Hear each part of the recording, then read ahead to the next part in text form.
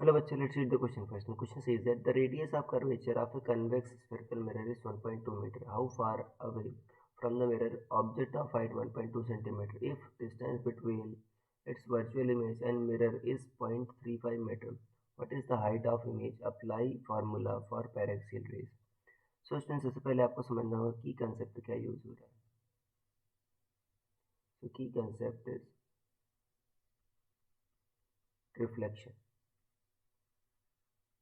Reflection में क्या होता है बच्चों, अगर आप इंसिडेंट रेज आ रही हैं किसी पॉली सरफेस से टकराती हैं तो उसी मीडियम में उसी एंगल पर वापस लौट जाती हैं. इसी प्रोसेस क्या कहते हो आप? रिफ्लेक्शन.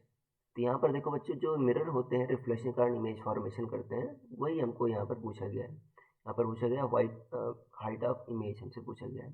तो जो मैग्नीफिकेशन होता है बच्चों मिरर के द्वारा, वो क्या होता है? -v/u. अगर सिर्फ आप मैग्नीट्यूड फाइंड करना चाहते हो तो मॉड ऑफ एम कितना होगा?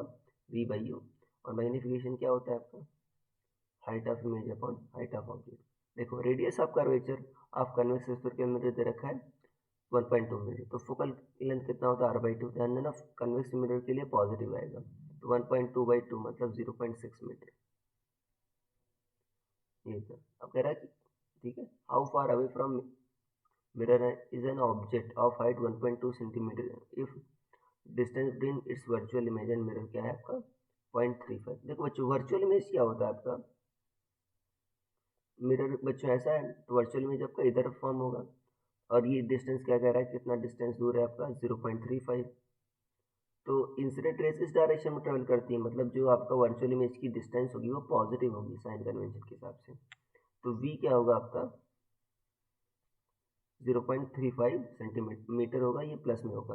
और u हमसे पूछा है बच्चों कि ऑब्जेक्ट कहाँ पर है, और हाइट ऑफ इमेज हमसे पूछी है. तो क्या लगा दो आप? मिरर फॉर्मूला लगा दो 1/f equal to 1/v plus 1/u. 1/f क्या होगा आपका? 1/v plus 1/u. या 1/u क्या होगा आपका?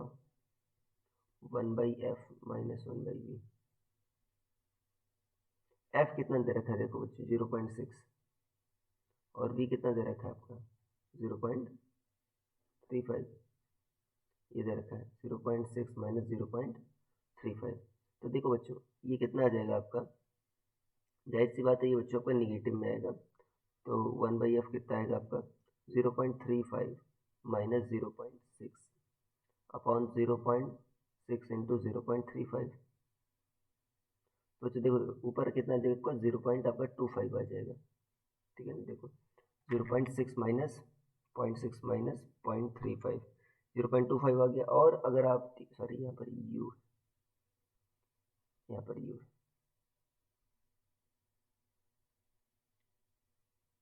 तो u बच्चों उल्टा कर दो आप, ये निगेटिव में आएगा तो u कितना आएगा? 0.6 इंटू 0.35. 0.6 इंटू 0.35. 0.35 डिवाइड बाई बच्चों कितना आएगा आपका? 0.25. तो कितना आ गया? 0.84 आ गया. माइनस में 0.84 मीटर. तो ये होगी बच्चों लोकेशन ऑफ क्या होगी आपकी?